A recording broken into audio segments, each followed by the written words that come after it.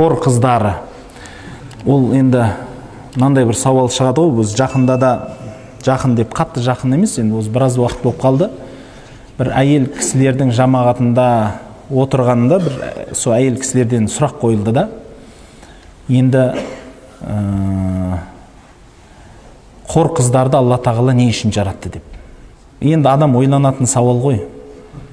Сонда енді біздің сұлулығымыз жетпей ме? Бәрібір мысалы кейде әйел еркектен көп дейді деген сөздер бар ғой. Ол енді ер азамат оны күлер мысалы да.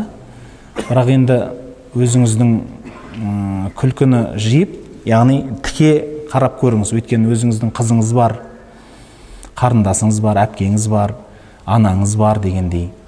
Екінші жақта бар да, бұл сауал әзіл сауал емес да. Біріншіден енді хор қыздарын неге жаратты болатыны, оның хикметі туралы мен біраз жерлерден іздеп көрдім. Бірақ міне деп, пайғамбарымыз саллаллаху алейхи вассаламнан, бір үлкен бір ғалымның сөзінен ондай бір ашық хикмет көрмеппін. Тек жаңылдегі бұл нәрсе, хор қыздарының жаратылуындағы нәрсе, сізді бізді әйелдердің құқығын таптап атыр ислам деген пікірге алып бармасын. Ол егер соған бұрылған сауал болатын болса, бұл дұшпандық сауал. Бұл ақиқатты білгісі келген сауал емес.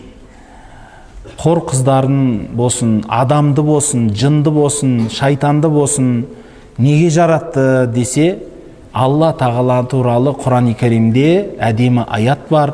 Алла тағала айтады, ол зат өзінің жасаған ісі жайлы сұралмайды, бәлки сіздер сұраласыздар дейді. Біріншіден, Алла өзінің қалағанын жасайды. Фаалул лима юрид дейді. Өзінің қалағанын жасаушы зат. Оны неге жараттың, неге жасадың хикметін біз білмейміз. Мысалы, адам баласының жер бетіндегі келу хикметін кім ашып бере алады? Айтыңызшы. Хикметін кім біледі? Бір Алладан басқа. Тек біз не үшін жаратқаны білеміз. Ғибадатқа жараттым деді. Оны жаратып атқанда білесіз, бір періштелердің сауалы туралы да айтылады Құранда, Аллахым, осындай адамдарды жаратқанда олар бәрібір күнә жасайды ғой дегендегі бір сөздері де бар еді. Әйтсе де адамның жер бетіндегі неге келгендігі, не үшін жаратылғандығының түпкі хикметі бір Аллаға аян. Дәл сол сияқты да хор қыздарының жаратылуы да басқасы да бұл бір Аллаға аян нәрсе. Ал жаңылдегі көп әйелдікке, басқаға қойылған сауал болатын болса, бұл енді бұл өмір бақиға талас. Бірақ бұл бар нәрсе, мен енді барын бардай қылып жауап берейін. Оған мен бір шақырып, немесе оны бір қатты насихаттап атқан дымым жоқ. Ол барды бардай айтылу керек қой. Хор қыздары дегенде жәннатқа кіргенде бәріне 70-70-тен хор қыздары бөлінеді деген сөз жоқ ондай. Ол ондай дәрежеге жететін адамдар бар. Ондай дәрежеге жетпейтін де адамдар бар. Сосын ол хор қыздары өздерінің әйелі болады ма, болмайды ма? Өйткені олар қызметшілер деп те айтылады ғалымдарымыздың сөздеріне қарай. Бәлки өзінің әйелі одан да сұлу болады. Ол қызметшілерінің өзі сонша сұлу болса, сол қызметшілердің қожайыны, яғни әйел кісі, ол қандай дәрежеде сұлулығы, ол үлкен нәрсе ғой. Сол үшін әйелдердің жәннаттағы сұлулығы неге айтылмайды деген бір адам сұрағына бір ғалым кісі жауап беріп айтады, әйел кісінің сұлулығы айтылмайтын себебі ол біреудің әйелі дейді. Біреудің әйелінің сұлулығын неге суреттелінеді? Одан гөрі сол хор қызы, қызметші әйелдің суреті суреттелінді да, сөйтіп айтады, мына қызметшінің өзі осынша сұлу дейді, сен оның қожайыны туралы сұрама деген сұрақ болады дейді. Яғни, мін қараңызшы, пайғамбарымыз саллаллаху алейхи уассаламның заманында Омар халифа келіп, пайғамбарымыз саллаллаху алейхи уассаламның жанына отырады, Әбу Бәкір отырады. Сол жерлерде отырған кезінде пайғамбарымыз саллаллаху алейхи уассалам айтады, мен бүгін бір түс көрдім дейді. Түсімде жәннатты көрдім дейді. бәрі жақындайды ғой, енді бір керемет қой деп. Жәннатта бір үлкен сарай көрдім. Сол сарайдың жанына бардым да, бұл кімнің сарайы деп едім, бұл Омардың сарайы деп айтты дейді. Түсімде көрген. Бұл Омардың сарайы деп айтты дейді. Сосын Омар қызғаншақ қой, енді ары қарай көп араламайын деп шығып кеттім дейді. Қараңыз, Омардың өзінің әйелінің қызғаншақтығын пайғамбарымыз саллаллаху алейхи вассалам біледі. Бірақ Омар жылайды сол жерде. Я Расулалла, мен сізден қызғанам ба дейді. Өйткені сізден қиянат көрмеймін ғой, ол қиянаткер адам емес қой ол кісі. Біреудің әйеліне көз салатын, сөз салатын. Кіріп көрмедіңіз ба аралап? Мен сізден қызғанамын ба дейді ғой, мысалы. Бірақ пайғамбарымыздың әдептілігін қараңыз, сол жердегі сөзді қараңыз. Омар қызғаншақ жігіт қой деп ары қарай кірмедім дейді. Бұл нені білдіреді? Яғни сол жерде сол Омардың әйелдеріне көзім түсіп қалам екен, соларды көріп қалам екен дедім деген. Яғни қарасаңыз, жәннаттағы әйелдің қаншалықты сұлу болып кететіндігі, қандай сұлу көркем болып кететіндігі айтылмайды. Неге? Өйткені егер әйелдің сұлулығы айтылса, оның міндетті түрде дене мүшесі айтылу керек қой. Дұрыс па? Дене мүшесі айтылса, сіз жақсы көресіз ба сіздің әйеліңіздің дене мүшесі туралы сөз қозғағанымызды? Айтыңызшы. Өз басыңыз. Анаңыз туралы біреу сөз қозғаса, дене мүшесі туралы, қызыңыз туралы сөз қозғаса, қалай дейтін едіңіз? Келмейді ғой. Сол үшін жәннаттағы әйелдің сұлулығы айтылмайды. Бәлки қызметшінің сұлулығы айтылады. Сол үшін ол қызметшілер болғаннан кейін оның төсі туралы да айта береді. Оның төсі осындай, шашы осындай, балтыры осындай деп айтады. Бірақ ол қызметші әйел болғандығы үшін. Ол қызметші әйел ол. Сосын осылай деп суреттеледі. Ал оның ішіндегі жәннат егесі болса, ол туралы өйтіп айтуға болмайды. Соң көп әйелдік туралы хор қыздарының сауалды бұған қосудың ешқандай қажеті жоқ. Біреу айтатын шығар, ой, еркекке пәлен қор қызын береді екен, соның бәріне күші жетеді екен.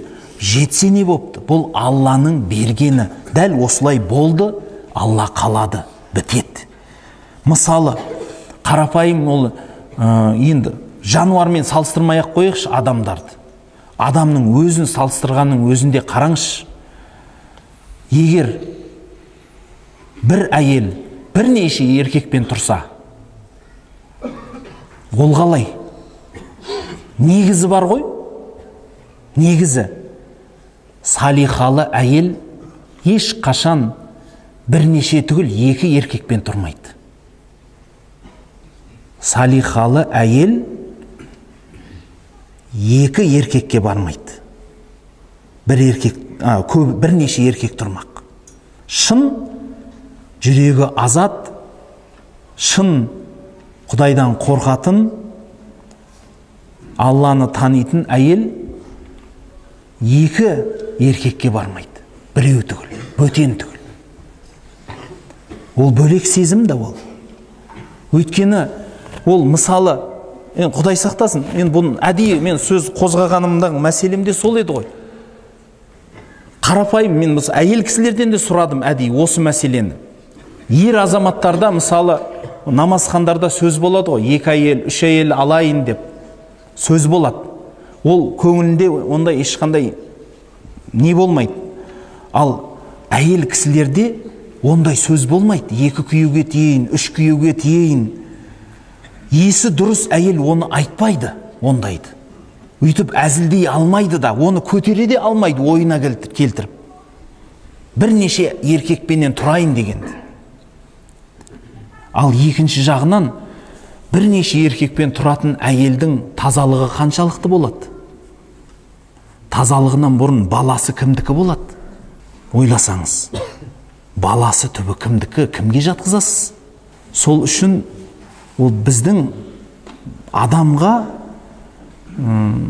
әйел кісінің бірнеше еркекпен тұруы мүлде енді ақыл тарапынан да, биологиялық тарапынан да, басқа тараптан да сыймайды.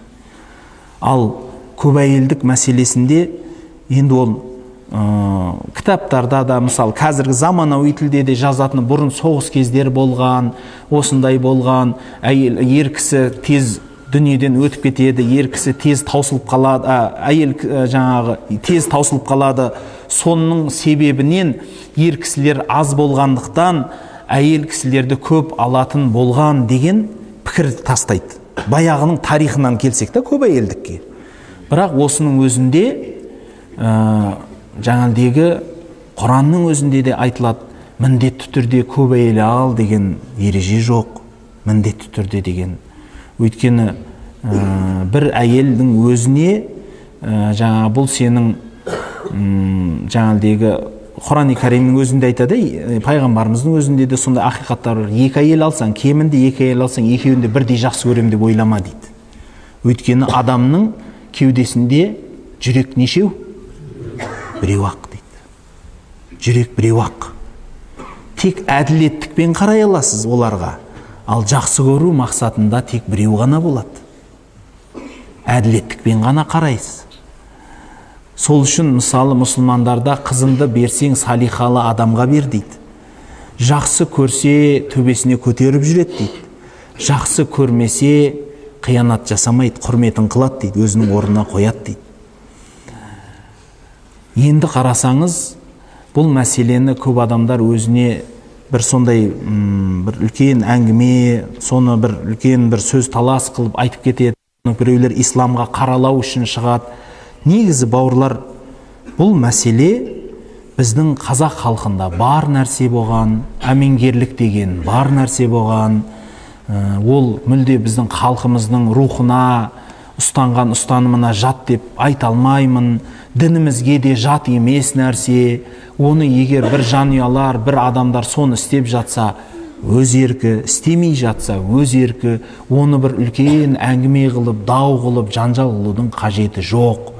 Бір бауырым айтпақшы, екі әйел алам деген сөз, бұл айтатын сөз емес, бұл істейтін іс дейді. Ол айтқан адам алмайды дейді, айта береді әшейін дейді. Сөйтіп айтып қанатта әшейін. Болды, айта береді. Істейтін адам істеп қояды оны қашан. Сондықтан бұл айтатын сөз емес. Бұл істегіңіз келе ме? Істеңіз. Істей алмайсыз ба? Айтпаңыз. Сондықтан бұны енді ондай бір әзілге, жаңа сондай бір бекер отыратын нәрсеге айналдырмай, одан гөрі бір отырып қалғандарыңызда пайдалы нәрсе сөйлесіңіздер. Одан гөрі көп, басқа да әңгімелер көп қой. Сондықтан әлде қайда кең болғандарыңыз жақсы болады.